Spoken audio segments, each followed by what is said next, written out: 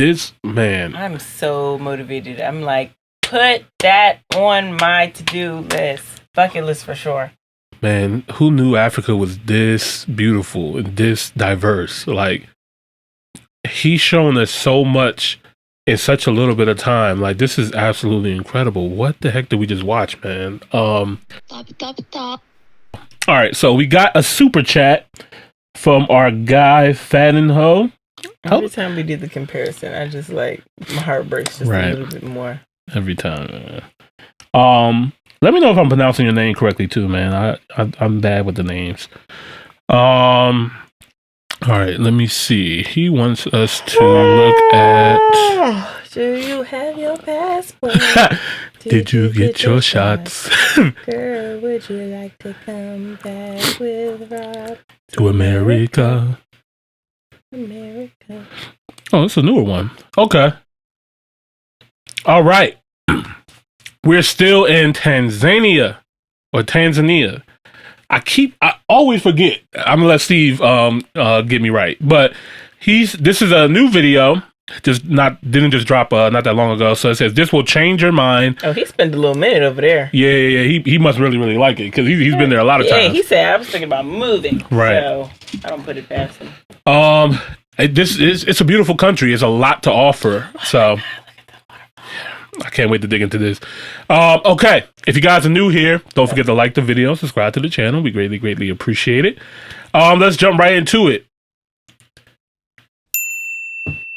Start me from the top, sir, please. All right, let's get it. Tanzania, the tourism capital of Africa. One of the very few countries with a very diverse tourism sector.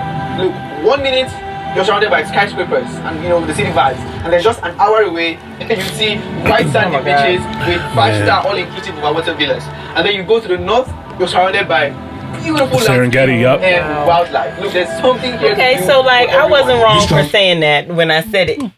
What'd you say? When I hear Serengeti, I think like animals. Oh yeah. No, y'all came for me. The Serengeti is a safari. That's what I thought. Area. When I said that, y'all was on my ass. Because in South Africa, the Serengeti is not in South Africa, but they named that neighborhood. Two different. How the hell is that supposed to be? Yeah, but I thought it was one.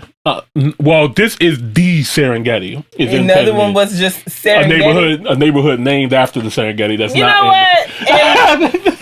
For the people who attacked me for not knowing that, a royal F you because come on now. It's two different locations. We get it. That's like saying, oh yeah, I'm from Washington. So, oh, state or DC? Right? Like, no, exactly that type shit. Yeah, exactly. So, but if you just say I'm from Washington, somebody mistakes that you're from Seattle compared to DC. Yeah, you know what I mean? No, miscommunication from DC versus Seattle. No one's thinking about Seattle. It was a Space Needle. All right. All right. Tanzania got some really beautiful locations all over. Let's go.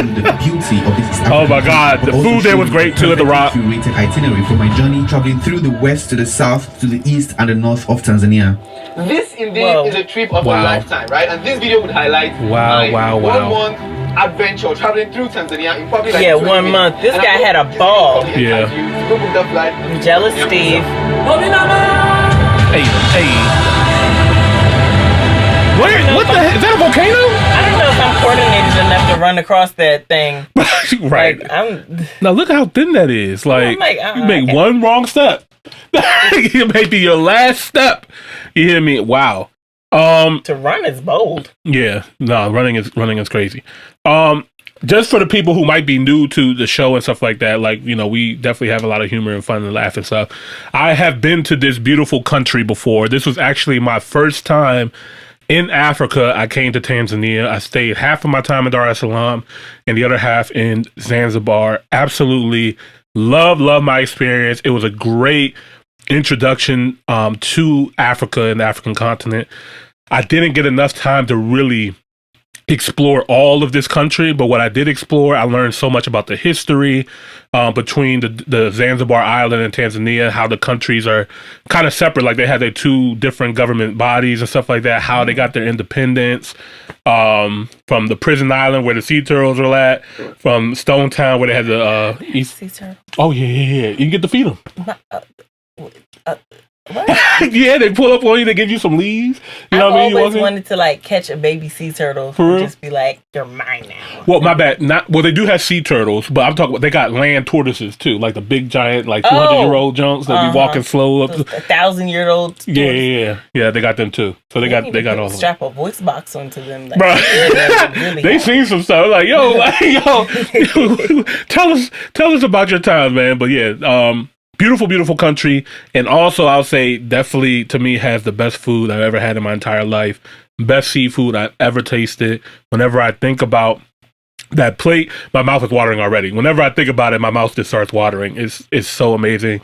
I cannot wait to come back to this beautiful country and experience it again and see more. Because I didn't get to the Serengeti. I didn't get to like the western side or the mountain side or the safari side of Tanzania. So I'm curious to see Steven's video and how he shows it. So, all right, let's get to it. Get back into it. Jesus Christ.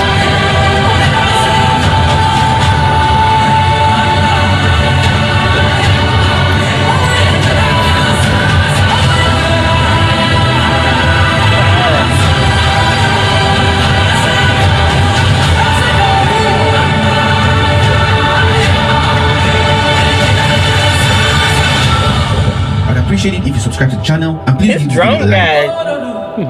Before we proceed, I created the travel that drone pilot did his thing, man. An exciting itinerary through Tanzania like I did. Whether you got 7 days or 15 days or even 1 month to explore Tanzania, in this travel guide you'd find a list of activities to do where you can book them, accommodation options, okay, cool. And when to visit. So we're gonna pretend like we're getting our like we're on our way. Without a fat wallet to pay for tour operators, this travel guide will help you navigate this destination. Purchasing this guide also contributes to funding this channel and empower us to make awesome videos just like this one for you. To download the travel guide, look at the description section of this video. So my trip starts off at Dar es Salaam, where I landed. It is the capital city of Tanzania with a growing population of at least 6 million, majority of which are Muslims. Just got a SIM card. Actually, it's free, but I had to buy like 10 gigabytes, which is around 20,000 Tanzanian shillings. The first thing I usually like to do is get myself a SIM card. Since I'm going to be here for a while, and I can have internet when I'm not in the hotel or close by where I have access to Wi-Fi. My first visit would be to the Makumbushi village to learn about the different tribes in Tanzania, how they live, and also practice their traditional dance. So it's so dope. They show you like all the different villages. Tanzania has so many different tribes and stuff like that, and it shows you like all the different huts and stuff like that like a lot of the traditional people lived in and stuff. So it was cool, and they did like traditional dances. Right here at Dar es Salaam. This is where you can know the culture, the art of Tanzania. Okay. This is what they're trying to do right now. So they're putting it in the fire so that the drum can be really thick. It sounds nice. Hey. Wop. I spent the rest of the day through the city on the famous Tanzanite bridge in a vintage car that was customized by a local entrepreneur here in Dar es Salaam. This all started when I was still very young. What's the average cost of like revamping a car? First, depends on the nature of the vehicle. Generally, for just normal VW Beetle, if you really want to revamp it, not less than 10,000. He's also facilitating tourism. You can see he's like converting cruisers into safari trucks, and this like a tour bus right here like that can do city tours as well. It's very interesting to see how a local entrepreneur is turning its passion and also contributing to the tourism earnings of Tanzania. Dar es Salaam doesn't really offer so much for tourists. I would suggest you spend just a night or two here and head to Zanzibar. It is famous for pristine white sandy beaches and turquoise blue waters all around the island and luxurious accommodation. It is the most famous region in all of Tanzania, just 30 kilometers offshore the northeast of Dar es Salaam. You could either fly here or use the ferry, but since I just came off a long-ass flight, I wanted to experience another means of transportation, so I opted in for the ferry to Zanzibar. Got the tickets. It's really nice. We have our own cabin right here. They're like 4 seats, our own views. We can control our own cooling system. Different experience. I was welcomed by a chaotic setting, but it only gets better from here. I stayed in Hotel Verde, the biggest hotel you would find in and around Zanzibar. It's just 10 minutes from Stone Town. I'd suggest you spend 2 nights here in Stone Town, and these are the number of activities you can do whilst you're here. The first item on my bucket list was to visit the popular Nakupenda Island. So we're at Makupenda, like an island inside the island. On getting here, you first need to hire a locally made boat. Embarking on this boat is another exciting experience of its own. The boat fare cost anywhere between $30 to $50 US. It took us 20 minutes to get here from Stone Stone Town. The closer you get, the more the water gets crystal clear and transparent. It's like a piece of land in the middle of the ocean. Yeah. When the tides are completely high, and sometimes in the month, this is completely covered. Wow. Oh, wow. So, and when the tides are low, then you have this Okay, beautiful so it's just sandbar. like a sandbar, so like Which, sometimes it's not there. Yeah, I noticed that too. Like all over Tanzania, like even in Dar es Salaam or in Zanzibar, the tides change so often, so you really don't know if you're going to get.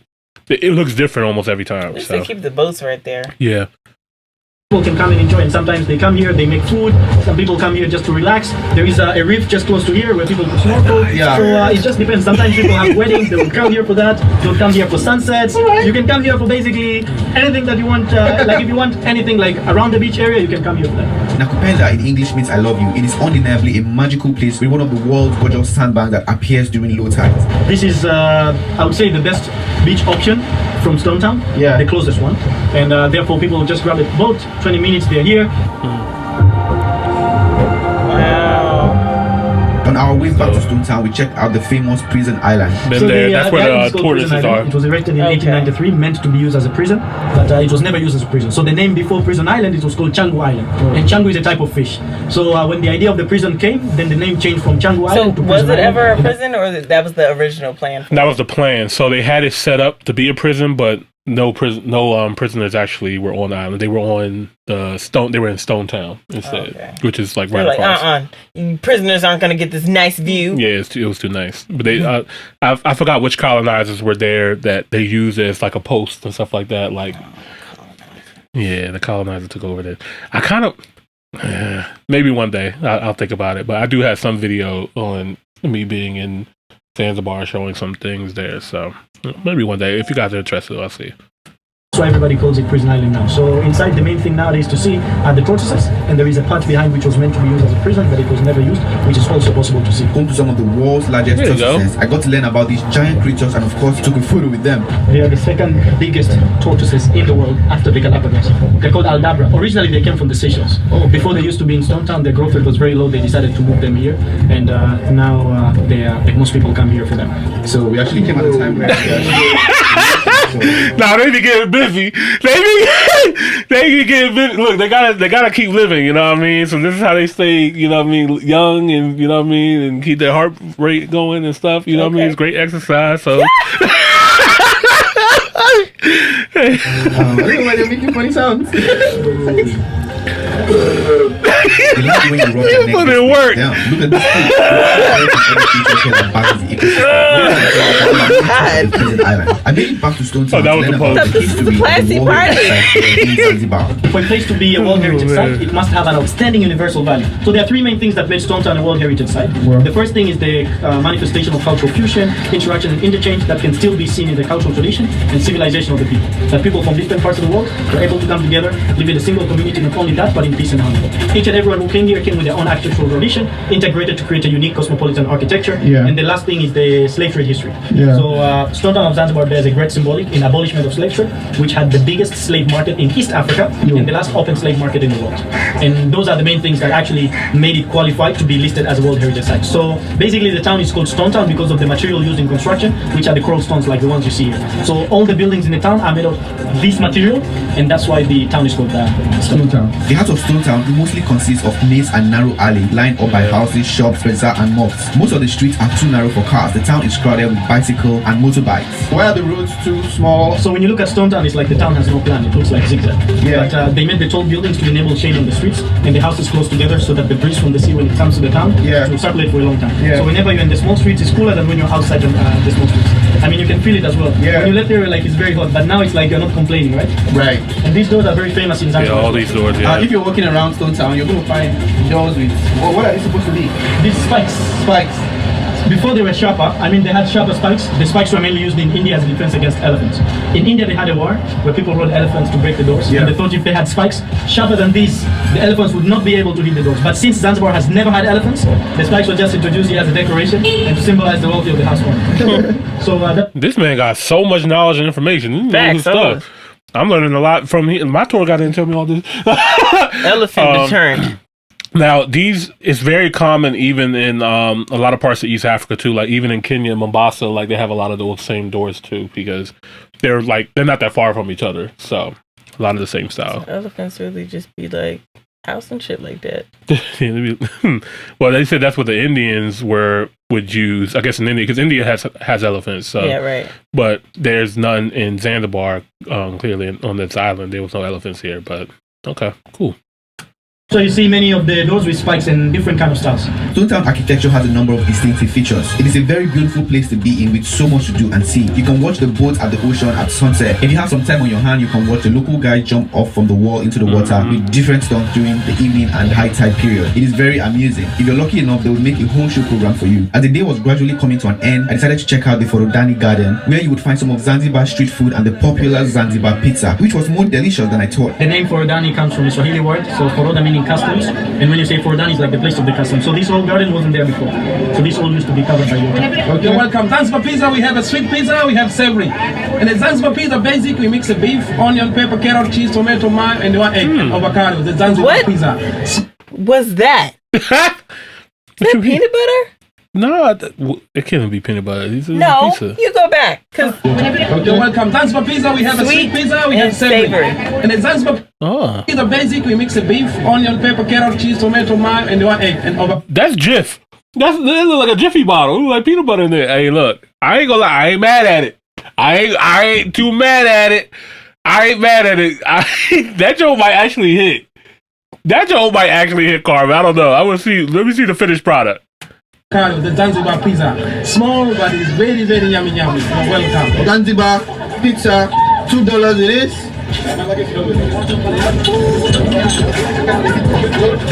Okay. Okay. It's entering, it's touching all corners of my taste bud. So I ate a lot of things here and only spent like $10. Give me a good coconut, man. It was then time for me to head south of Zanzibar. On arriving here, I stayed at the Lumesian Resort, the most affordable and very popular resort in this region. And this is where I'm going to be spending the next 2 days here at Lumesian. It's one of the nicest right here in the southeast Zanzibar. Nice. So if you travel, off peak season, you get better rates. But I paid $147 per night for this. If you got a little bit more budget, you can check out the Konokono Beach House and the Isaraya Overwater Villas, or the Xanadu, which can cost up to $9,000 per night. Oh, wow. I will link to the video tour of some of the $9,000 a night in and around Zanzibar. What do you say? The offer and their price point. It was then time for me to have lunch, and in no other place than the iconic restaurant on the Clock out. $9,000 a night. USD? Yeah. 9? 5 for all inclusive. Okay. That don't look nice as I don't know what though. Okay. 9? 9? And their price point. It was then time for me to have lunch, and in no other place than the iconic. This was fire, man. I really did enjoy my time at the Rock as well too. Like, it's just, there's no other restaurant in the world to me that's designed this way. It's just literally just floating on a rock in the middle of the water. Like, no, this is dope. Was the Rock already there? Yeah, they just built it on the rock. On the Rock. Mm-hmm.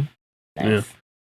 Restaurant on the Rock. Guys, so I had to drive all the way to Michambi to have lunch at the Rock restaurant. It's quite a very popular restaurant. Its unique position in and on the waters of the Indian Ocean makes it stand out. It's popular because of its location, and it's also because when the tides are high, people can take a boat. Right, So it feels like you're having lunch on your own little island. I tried to find out the cheapest food to eat here, as the food here can run into hundreds of dollars for a proper 3-course meal. Let's see what we got here. And meal is about $33 for chicken square and Coca-Cola. This Rock is a charming, exclusive restaurant that in a very short period of time has become one of the icons of this exotic island. The next day, I visited Malum, a unique natural swimming pool. Malum, it means a special in Kiswahili. A special place to reconnect with nature, relax, and just enjoy. I spent the rest of the day relaxing at the resort and enjoying the breeze from the east coast of Zanzibar. I will recommend you spend at least 3 nights here in the south before you head to the north. The next day, I was on the road again, and this time to the most touristy side of the island, the north of Zanzibar. It's filled with world-class resorts and lots of activities and adventures to try out. On arriving here, I stayed at the Zuri Resort, and oh boy, I really loved it here. Zuri means beautiful in Swahili, and that's exactly the feeling you're going to get in this 12-hectare micro-universe resort located in Kendwa Beach. It is an all-inclusive accommodation deals with wood, nice balcony, outdoor shower, cozy bed, and the food here was amazing. The first adventure I did here was snorkeling to see the magical underwater creatures. There are several designated locations in and around Zanzibar you can go snorkeling, but Menemba Island is the most popular for several reasons. It's one of the beautiful islands in Zanzibar. It's nice for fishes. We see a lot of fish here. So right now I'm about to go snorkeling. Alright, I'm about to go in. Let's go and get it. Seeing all these colorful fishes living under the sea is breathtaking. I love every bit of this. Look guys, even though you can't swim, you can snorkel. Got a cuttlefish? On our way back, I wanted to experience what it's like to swim with the sea turtles. I saw the photos on Instagram and I definitely wanted what's to try that? it myself. There are several locations in Zanzibar where What was that? I think it was a turtle. I hope it was a turtle. It looks. No, when I think sea turtle, I automatically think like leatherback sea turtle. So like I forget the other ones exist. Oh yeah. And I definitely. That looks different. Yeah, it looks like soft shell. Like yeah. Wanted to try it out myself. There are several locations in Zanzibar where you can spot the sea turtle, but when it comes to swimming with them, there's only one place called the Baraka National Aquarium in Nyungwe Beach. It's one of the most popular spots for sea turtles in Zanzibar. This is Mnarani Natural Aquarium. Our organization is to prevent the turtles, to increase the number of the sea turtles. Turtles are known for their curious and playful nature, so when they approach swimmers, they try to say hello sometimes. I need help! So if you're going to do this, get ready for some tickling from the turtles. It was very weird because they keep touching and, tickling me. I could not help it but scream most of the time. I spent the next day kayaking here in Kendwa Beach and just enjoying my stay at Zurich. But you can also try out swimming with horses if you're into something like that. I'll suggest you spend another 3 days here to get the full experience of this side of Zanzibar. My trip to Zanzibar finally came to an end as I'll be heading to the northern region to experience and explore wildlife and incredible landscape, and also get to learn about the famous Maasai tribe. My journey starts at Arusha after I picked up my truck from Prestige Trails. The first place on my itinerary was to visit the Ngorongoro Conservation Area, but before then I was told Arusha has a lot of waterfalls, so I wanted to experience a bit of that. The next day I started off my journey to the Bali or something, one of the best places in East Africa to see the Big Five and a great way to start your northern Tanzania adventure. The crater was voted as one of the 8 wonders of Africa. What are we expecting to see today? More like small species like zebra, wildebeest, buffalo, some lion. I hope we're gonna get to see the rhino, Ngorongoro creatures, the Ngorongoro rhinos. Yes. So fingers crossed. One of the things that you're going to experience today is a drastic change of the weather. And once we get there, you will see a lot of fog, which now, surprisingly, on top of the crater, the weather on top of the crater and underneath, and once you go to the crater floor, it is 2 different weather environment. It took us just below 1 hour to reach the entrance when I spotted a lot of safari trucks that was on the same mission like I was. So for the price, if you're a foreigner or non-East African, it'll only cost $60 US. That's just an entrance fee. But now if you're going with the safari jeep will cost $250. Yeah, nah, safaris ain't cheap. Wait. Yeah, safaris ain't cheap. Wait. Do I have to pay separately just to get in a car? Yeah. They're like, yeah. Walk if you want. Right. Yeah, so you have to get your own transportation. Now sometimes, like I did the safari in Kenya. I went to the Nairobi National Park and I went through Airbnb. So like okay. The guy there, he had his own truck and stuff like that. So he did pretty much everything. I just had to pay my entry fee in and then paid him for the whole experience of driving around and stuff like that. So it looks like that's the same thing. You can either like go directly with them or you can probably, book something outside of that as well. So, all right. Get your Safari Uber. Safari Uber. All right. US dollar. You might be asking yourself, why do we have to pay so much money to continue conserving the welfare of the ecosystem in the conservation area? On entering the conservation area, there's a huge altitude difference between the crater floor and the forest, which leads to a substantial fog in the morning. Driving through this road seems like we're entering some kind of a lost world. After a couple of hours driving, I was gifted with the first view of the crater, which blew my mind. Although it was foggy, we had to drive to another viewing point that was clearer before deciding to descend. Descending down the 2,000 meter high unique crater floor through the scenic wall of the crater and soaking in the views of the forest was real. Bro, let's just take a moment. This That looks like a Windows home screen. Right.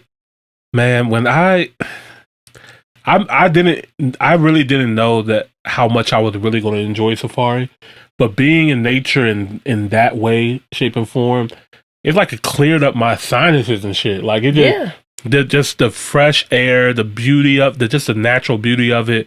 And being here with all the animals in the natural habitat, it almost, I don't know, like it just did something to my brain where it's just like, it's like a reset. Yeah, like a reset, exactly. So seeing this kind of reminds me of it, just like just how beautiful safari can be. I cannot wait to do it again. So Ngorongoro Crater is a collapsed volcano that before collapsing it was taller than Kilimanjaro and is now home to 250 wildlife including elephants, lions and rhinos. This is one of the world's insane places to go on a safari. There are so many animals here and because the crater floor is a wide open plain that allows animal prey to spot their predators from afar. Zebras are actually very cool animals to observe. You can see most of the zebras here, they are having like a crisscross, like one is facing on the other side, the other one is facing on the other direction. This is actually, they are like soldiers to one another. I got your back, you got my back. Like a zebra. Zebras are really freaking smart. I don't know which side or direction a lion or a dangerous animal could be coming from. There's one now.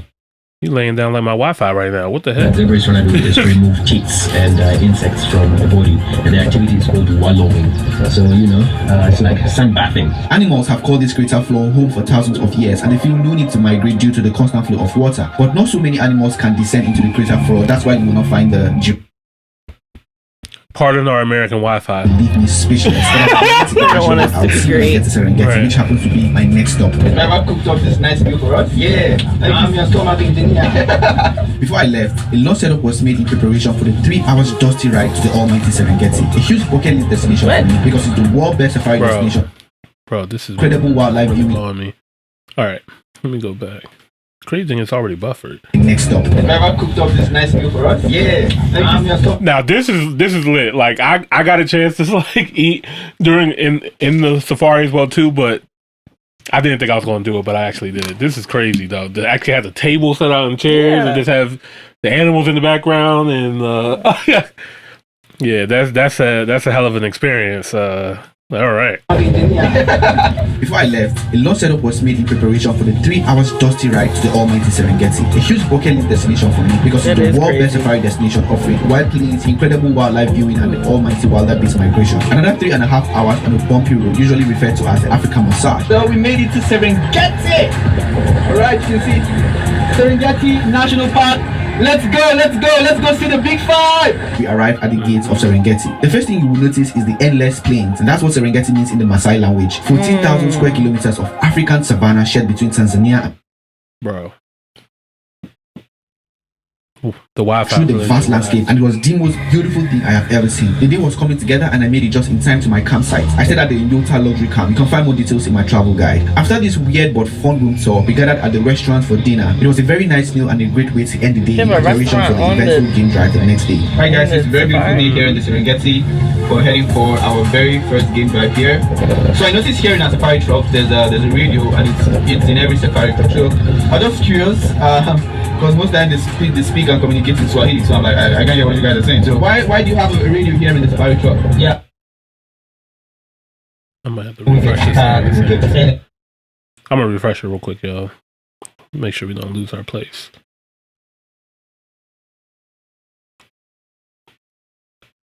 Getty during sunset was magical. There was this natural glow that spread through the vast landscape and it was the most beautiful thing I have ever seen. The day was coming together and I made it just in time to my campsite. I stayed at the Yota luxury camp. You can find more details in my travel guide. After this weird... You know what's crazy? Like, it's actually supposed to be pronounced zebra. Yes. Zebras. We be saying zebra, sorry. Is even the letter Z is there. Zebra. Yeah. All right. Fun room tour. We gathered at the restaurant for dinner. It was a very nice meal and a great way to end the day in preparation for the eventful game drive the next day. Hi guys, it's a very beautiful day here in the Serengeti. We're heading for our very first game drive here. So I noticed here in our safari truck there's a radio and it's in every safari truck. So I'm just curious, because most of the time they speak and communicate in Swahili, so I'm like, I can't hear what you guys are saying. So why do you have a radio here in the safari truck? Yeah, we use this communication. Sometimes, we get stuck, we get anything, emergency. Yeah. So we use this for communication to other driver to get help, And sometimes we use this to get even location because the truck is I want to try that water buffalo meat. Bruh. Finding the animal sometimes come very difficult. I never knew giraffes don't lay down to sleep like other animals. So it is said if the giraffe... I hope it's not gamey. Their heartbeat because it's so huge. They look a little buff. It's so huge. Yeah. 20 them blow out there. So they don't sleep. So we have a lion just laying right Look like he was eating amazing. Right. Had him water buff. Oh, okay. Yeah, he was definitely good. Right? Let's save that for later. Right. You're gonna notice we haven't seen any female lion, lioness, taken out because I assume they are going out to hunt, and then the males just take care of the territory. Right? But we can't even find the cubs. They're probably hidden somewhere. But yo, this this lion is really huge, huh? Look at the claws. The moment right now, the female peed, but then the male is kind of smelling on the pee. Why? Why is that? So the male is trying to understand if the female if she's what? She's in her moment of mating. Is she in heat? Is she ready or not? What kind of cheating? Wildlife photography, you. So finally, I almost gave up on seeing the elephant, the family of elephant. They're like what? Almost 20 numbers, right? There's so many, right? Look at this. Just look at this. Beautiful. They're very calm, but yet you got to see a lot. You don't want to toil with the light. As I said, he had a hell of a trip. At least this one, all their toxins is complete. You see this impala? Yeah. Yeah, this is harem. The OG Impala right there. Yeah. One male, then a female and young. So these are, we call them the McDonald's of the wild. Everybody. Them. Yeah, the lions eat them, the leopards eat them. Oh shit! That's fast food for real. Yo, fast food is crazy. Calling them the McDonald's of the world is crazy. So yeah, they should be tested. Just like McDonald's. So you see all these females, they're owned by one male. And if you take a closer look, the male will go eat, and then will come, and like, let's go, baby. Make sure that no female behind, because he owns all of this. All the females. All the females. Polygamy. Viewing wildlife inside the safari shop is limiting, and since a bucket is attempting to Serengeti to go on the balloon ride, I booked a flight with the Serengeti Balloon Safari to experience sunrise from the Serengeti and also spot the wildlife from on top. Alright, so today we're going to experience the balloon safari right here in the Serengeti. It requires that you wake up early because they have to come pick you up by 5, so I was up by 4, and now we're ready. It's almost 5, so I have to go meet them up, and then we're going to drive for an hour to the launch site, and then we're going to take off by 6, alright? Alright, so we're just getting set right now. Just had some ginger coffee, and they're doing checks on the balloons to make sure it's good to go. So in a couple of minutes we'll be boarding and hitting the sky just right when the sun is about to rise. And I'm going to be your captain this morning. For those who have been in balloon before, you will notice somewhere else around the world they inflate the balloon, they stage the tap, then they call their passengers in. But in Serengeti, we preload our passengers in astronaut position while the basket is still lying on the side. Alright, I think we're off.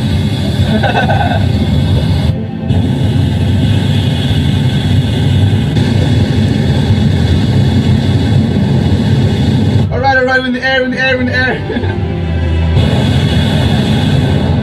This is a hell of a way to look at a safari right here. Like, that's crazy. So how do you turn them things, man? So we're trying to see if we can go as close as possible so we can get the shot. And yeah, it's pretty cool. I'm just at the extreme end, so I'm getting the views here. Buffaloes over here. So right there, the people is just right here. Oh hell nah. Serial killers of the wild. Right. We have flown so high and so well that nature has joined us in laughter and sent us back again such a beautiful into the loving arms to see of Mother Earth. So instead of saying cheers or something or prost here in Tanzania, and repeat after me, we like to say Maisha Marefu. And Maisha Marefu, long life. A million views. After the flight, we had bush breakfast, which was the perfect way to end my adventure here in the Serengeti. I've never been so up close to wildlife before. There's something very special about seeing animals in their natural habitat. It's a very unique experience, and I will just stare at them forever. It's so fascinating. Going on this trip got like some of the best visuals and views, like something you from the beach to the safari. Yeah, no, he really bodied this. Like he went crazy. Wow. Shout out to Steven, he did that. Yeah, this is amazing. Never learn until you visit. On our way back from this trip of a lifetime, we passed through the Great Rift Valley into the Lake Natron area. This area is home to Odoyo Lingai, the only active volcano that erupts a black substance called carbonatite. In my previous video, I did a 7 hours hike to the top of this mountain and saw for the first time an active volcano. This was sort of the highlight of my entire trip to northern Tanzania. You should go watch that episode if you haven't seen it yet. But what really brought me here is the unique yet dangerous lake found in this region called Lake Natron. Researchers found out this lake is one of the most dangerous in the world. Since the lake is mirror-like and attractive, it lures birds to take a dive and then immediately turns them to stone, like you can see in these pictures. Lake Natron over the... Wait, what? They got a Medusa pond? No, because immediately. I know. Okay, wait a minute, y'all. Hold up. Slow down. This lake turns things into stone. Why is this the first time I'm ever hearing about anything like this? Never in my life heard of anything. Never knew something like this existed. A Medusa pond. It's a Medusa pond right here. Hold on, no, he got to be tricking us. This can't be real life. Hold up. Natron. Researchers found out this lake is one of the most dangerous in the world. Since the lake is mirror-like and attractive, it lures birds to take a dive and then immediately turns them to stone, like you can see in these pictures. Lake Natron over the years has become a major tourist attraction. It is the only regular breeding area for the African lizard flamingos. Despite different creatures dying here, only the flamingo can thrive here because of their tough skin and scaly legs, which prevents burns. They filter salt water with a special glands in their nasal cavity. This makes Lake Natron a perfect place to spot pink flamingos in their thousands. I stayed at the Lake Natron campsite, and this is the closest you can get to Lake Natron. I loved every bit of this experience I was getting here. After traveling through Tanzania, my childhood dream has come true, and I hope it was motivating for you to plan a trip here. I'll be back to hike the Kilimanjaro, which is something you can do. It is Africa's highest mountain, and sometimes takes up to 4 days to get to the top. I'm going to be back sometime in June this year to do that, and I will surely vlog the experience here on the channel for you guys to see. Thank you so much for watching this video. Please go ahead and download the Tanzania travel guide if you want to visit this area and need a PDF that will show you the accommodation, the activities to do, a recommended tour guide, and all of these details so that you can cut down your travel expense and also support the channel and encourage us to make more videos. Until the next video, I'll see you guys soon. Beautiful.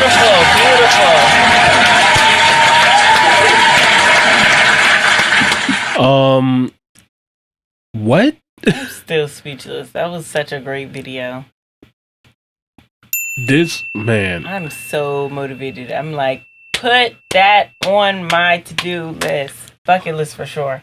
Man, who knew Africa was this beautiful and this diverse? Like, he's shown us so much in such a little bit of time. Like, this is absolutely incredible. What the heck did we just watch, man? I just took a vacay. Right. Yeah, like, my mind is there. Like, you know what I mean? My body's here, but my mind is there. That was absolutely incredible. So, shout out to Steven again. I'm going to give him a double round of applause. I think it's definitely deserving.